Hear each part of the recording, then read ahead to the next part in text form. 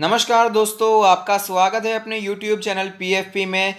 Market लगातार all time high पर हमें ट्रेड करती हुई नजर आ रही है, ऊपर ही जाती हुई नजर आती है। तो इस भारी तेजी में इन्वेस्टर्स को मजा तो बहुत आ रहा है, लेकिन साथ ही साथ ये डर बना हुआ है कि आगे आने वाले समय में क्रैश देखने को मिलेगा और भारी मात्रा में गिरावट देखने को मिलेगी। स्टॉक्स हमें नीचे आते हुए नजर आएंगे, क्योंकि ऑफकोर्स इस बात को हम ठुकरा भी नहीं सकते कि मार्केट बहुत ही ओवर वैल्यूड हमें यहाँ पर दिखाई दे रही है। तो क्या ऐसी सिचुएशन में पूरा पोर्टफोलियो बेचकर निकल जाना चाहिए, क्या सब कुछ सेल करके निकल जाना चाहिए, उसके बारे में चर्चा करेंगे। लेकिन उससे पहले अगर आपने चैनल को सब्सक्राइब नहीं किया है तो प्लीज सब्सक्राइब कीजिए, और साथ ही साथ अगर आप कुछ बेहतर जानना चाहते हैं तो एज ए मेंबर ज्वाइन करने के बारे में सोच सकते हैं।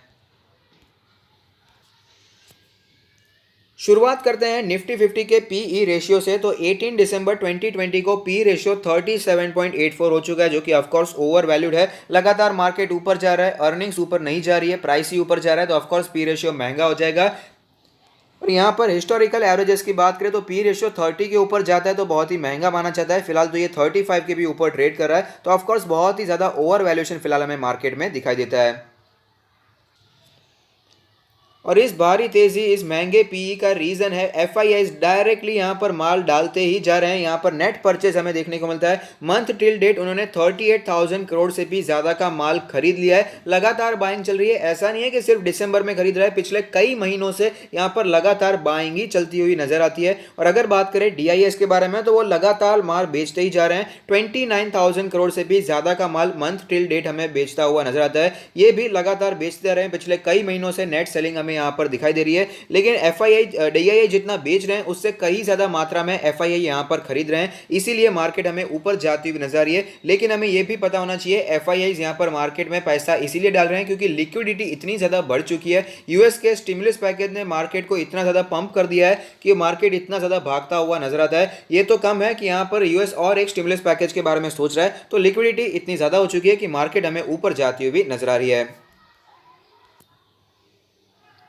निफ्टी के चार्ट्स के बारे में बात करें तो आप देख पाएंगे पिछले 2 महीनों से भारी तेजी बनी हुई है। नवंबर के महीने से सिग्निफिकेंट करेक्शन हमें देखने को मिला ही नहीं है। दिसंबर भी ऑलमोस्ट कंप्लीट होने को आया है, कुछ ही दिन यहाँ पर ट्रेडिंग डेज बाकी है। और आप देख पाएंगे जो अच्छी से अच्छी गिरावट हमें यहाँ पर नवंबर दिसंबर में देखने को मिली, ये कैंडल थी। उसके बाद ज्यादा गिरावट भी हमें यहाँ पर देखने को नहीं मिली है और पॉजिटिव मोमेंटम कंटिन्यू रहता हुआ नजर आता है। सिग्निफिकेंट गिरावट तो क्या, 2-3% की गिरावट भी कंटिन्यू 2 दिन हमें यहाँ पर देखने को नहीं मिली है। तो आप समझ सकते हैं कि बहुत ही ज्यादा तेजी पिछले 2 महीनों में ही देखने को मिल चुकी है। नवंबर में यही निफ्टी 50 हमें 11,500 के आसपास दिखाई दिया था, जो कि फिलहाल 13,500 के भी ऊपर जाता हुआ नजर आता है। तो 2,000 पॉइंट्स की तेजी देखने को मिली है। फिलहाल तो सारे मूविंग एवरेज के ऊपर ट्रेड कर रहा है। 20 डेज के मूविंग एवरेज के आसपास भी निफ्टी नहीं आता, 5 डेज के मूविंग एवरेज के आसपास आता है, सपोर्ट लेता है और तुरंत ही ऊपर जाता हुआ नजर आता है। आरएसआई के बारे में बात करें तो बहुत ही ज्यादा ऊपर निकल चुका है। हाईली ओवरबॉट सिचुएशन में आरएसआई निफ्टी 50 का पहुंच चुका है, 81.22 हो चुका है। अगर बात करें इसके एमएससीडी के सिचुएशन के बारे में तो ऑफकोर्स यहां पर भी बुलिश मोमेंटम हमें कंटिन्यू रहता हुआ नजर आता है।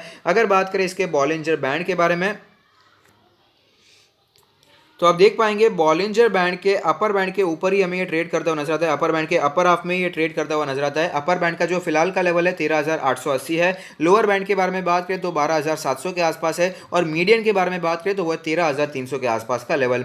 पिवट पॉइंट्स के बारे में बात करें तो एक रेजिस्टेंस को तो तोड़ दिया है। नेक्स्ट पिवट रेजिस्टेंस 14,100 के भी ऊपर दिखाई देता है। पिवट सपोर्ट के बारे में बात करें तो 12,000 के आसपास का पहला पिवट सपोर्ट हमें दिखाई दे रहा है।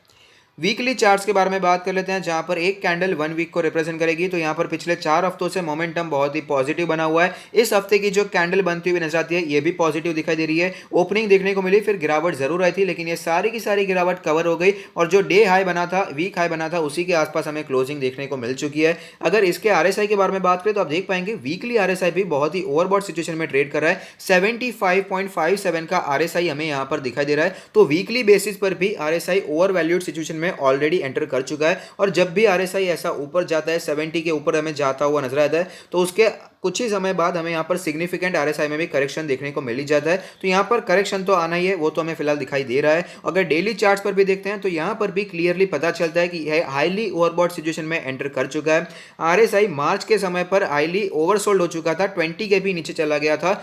जो हमारी देश की 50 बड़ी से बड़ी कंपनीज है मार्केट कैपिटलाइजेशन में जो लिस्टेड है, इसका जो निफ्टी 50 हमें आरएसआई हाईली वीक हो चुका है, हाईली ओवरसोल्ड हो चुका है, वही फिलहाल हमें हाईली ओवरबॉट होता हुआ नजर आता है। तो ये बहुत ही ध्यान देने वाली बात है, कॉशन करना चाहिए, वार्निंग है यहाँ पर कि थोड़ा सा संभल जाने की ज़रूरत है, क्योंकि ऑलरेडी इतनी तेज़ी आ चुकी है और RSI हाईली ओवरबॉट कैटेगरी में हमें जाता हुआ नजर आता है। तो ऐसी सिचुएशन में क्या मार्केट में क्रैश आएगा, क्या डर के मामले में सब कुछ बेच देना चाहिए? क्योंकि कई लोग मुझसे पूछ रहे हैं कि तेज़ी आ रही है, ये तो अच्छा लग रहा है, लेकिन फिलहाल मार्केट इतनी ओवर वैल्यूड है, 38 के आसपास का पी रेशियो है और पता नहीं क्या होगा, कोरोना का क्या होगा, तो क्या सब कुछ बेचकर निकल जाए, पूरा पोर्टफोलियो बेचकर निकल जाए, प्रॉफिट बुकिंग कर ले, क्या एग्जिट कर लेना चाहिए मार्केट से फिलहाल के लिए? तो मेरा मानना है ऐसा नहीं करना चाहिए, क्योंकि हमें ये नहीं सोचना है कि हम जो सोच रहे हैं वही सही होगा। हमें खुद से एक्सपेक्टेशन नहीं लगानी है, हमें खुद से एंटिसिपेशन नहीं करना है कि मार्केट में क्या होगा, प्रेडिक्शन नहीं करना है, लेकिन मार्केट फिलहाल क्या दिखा रही है उसे ध्यान में रखना है। फिलहाल तो मार्केट में वीकनेस नहीं है और यही सच्चाई है, फिलहाल कंटिन्यूसली मार्केट ऊपर जा रही है, तो बेकार में ही यहाँ पर क्रैश का डर नहीं बनाना चाहिए, लेकिन ये ध्यान में जरूर रखना चाहिए कि करेक्शन जरूर आएगा, क्योंकि 2 महीनों से करेक्शन नहीं आया, लगातार यहां पर हमें तेजी देखने को मिल रही है। पहले जैसे हमें सिग्निफिकेंट करेक्शन देखने को मिला था, 1000 पॉइंट्स का यहां पर हमें गिरावट देखने को मिली, उसके बाद भी थोड़ा सा करेक्शन आया था, तो कम से कम फिलहाल हमें 500 से 1000 पॉइंट का करेक्शन तो देखने को मिल ही सकता है। तो यहां पर क्रैश के डर को हटाकर फिलहाल आपको यहां पर अलर्ट हो जाना चाहिए और क्रैश के लिए करेक्शन के लिए, माफ कीजिएगा, करेक्शन के लिए तैयार रहना चाहिए। कई बार क्या होता है, रिटेल निवेशक यहां पर भावनाओं में बह जाते हैं, फिलहाल तेजी बनी हुई है तो पूरी की पूरी बाइंग फिलहाल कर लेते हैं, और जब ये 500-1000 पॉइंट्स का छोटा सा करेक्शन आता है तब वहां पर बाइंग करने के लिए पैसे नहीं होते, और ऐसे करेक्शन में आपको कई अच्छे स्टॉक्स, ब्लू चिप स्टॉक्स अच्छे खासे डिस्काउंट पे मिल जाते हैं, 10-15% के डिस्काउंट पे कई स्टॉक्स आपको मिल जाते हैं जो कि हाई बीटा वाले होते हैं, हाईली वॉलेटाइल होते हैं। तो ऐसे सिचुएशन में रिटेल निवेशक के पास पैसे नहीं होते, तो इसीलिए मेरा मानना है फिलहाल क्रैश के डर को हटाकर करेक्शन को ध्यान में रख के ये स्वीकार करके कभी ना कभी जरूर गिरावट होगी, छोटी मोटी गिरावट हमें देखने को मिल सकती है 500-1000 पॉइंट की,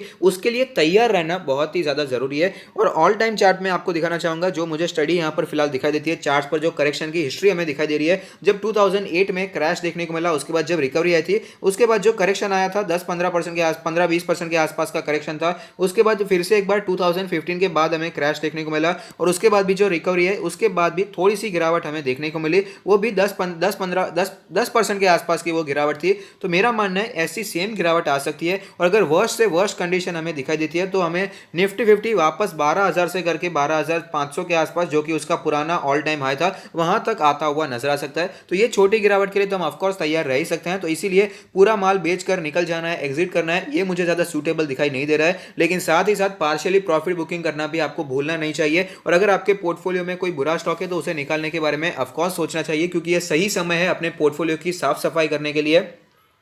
अगर आपको लगता है कि आपके पोर्टफोलियो में कोई फंडामेंटली वीक शेयर है तो उसे आप यहां पर निकाल सकते हैं, उसमें से एग्जिट कर सकते हैं, प्रॉफिट बुकिंग कर सकते हैं। और अगर कोई ऐसा स्टॉक है जहां पर आपने बहुत ही ज्यादा एक्सपोजर लेकर रखा है, बहुत ही ज्यादा इन्वेस्टमेंट आपने एक ही स्टॉक में कर दिया है, वेटेज आपने ज्यादा दे दिया है, तो वहां पर भी आप पार्शियली प्रॉफिट बुकिंग करने के बारे में सोच सकते हैं। ये तो हो गई माल बेचना चाहिए या नहीं बेचना चाहिए, बेचना चाहिए तो कैसे बेचना चाहिए। अब बात करते हैं उसके बारे में, खरीदारी कैसे करनी चाहिए। तो फिलहाल देखिए मार्केट अपने लगातार ऑल टाइम हाई लगाई जा रही है, अच्छी बात है, हमारा जो इन्वेस्टमेंट किया है वो ऊपर बढ़ रहा है, लेकिन फ्रेश बाय के बारे में बात करें तो एक्सट्रीमली स्टॉक स्पेसिफिक हो जाना है, जहां पर आपको वैल्यू दिखाई दे रही हो वहीं पर बाय करना चाहिए, क्योंकि उसमें जनरली क्या होता है, जब भी करेक्शन देखने को मिलेगा, जब भी 500-1000 पॉइंट्स की गिरावट हमें देखने को मिलेगी, तो ऐसी सिचुएशन में वो स्टॉक्स जो कि ऑलरेडी करेक्टेड है, जो कि अच्छे वैल्यू पर मिल रहे हैं, वहां पर ज्यादा गिरावट कभी भी नहीं आती। जो स्टॉक ज्यादा भागे हुए हैं, जो रनअप हो चुके हैं, वही स्टॉक ज्यादा गिरते हुए नजर आएंगे। तो इसीलिए ऐसे स्टॉक्स को खरीदने की कोशिश कीजिए जो कि अच्छी वैल्यू आपको प्रोवाइड कर रहे हो, जो कि आपको अच्छे खासे करेक्शन पे अवेलेबल हो, और उसे ही अपने पोर्टफोलियो में ऐड कीजिएगा। और साथ ही साथ अगर आप अपना पोर्टफोलियो हमसे रिव्यू करवाना चाहते हैं तो उसका लिंक भी हमने डिस्क्रिप्शन बॉक्स में दे दिया है। तो अगर आपको ये वीडियो पसंद आता है तो लाइक कीजिए, शेयर कीजिए, कमेंट कीजिए, सब्सक्राइब कीजिए और मुझे मोटिवेट कीजिए। Thank you, stay happy, happy investing.